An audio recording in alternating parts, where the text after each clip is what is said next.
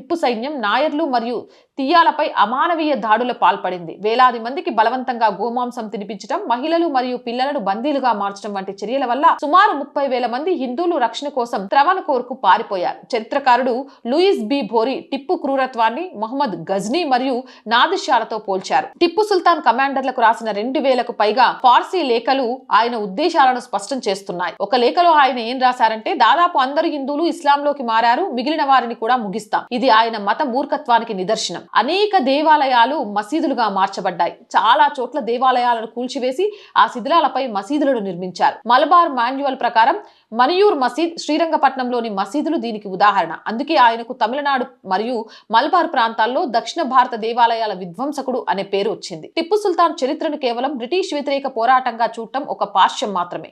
కానీ ఆయన తన సొంత ప్రజలపై, ముఖ్యంగా హిందువులపై చేసిన మతపరమైన దాడులు, వేల సంఖ్యలో దేవాలయాల కూల్చివేత మరియు సామూహిక హత్యాకాండాలు మర్చిపోలేని వాస్తవాలు.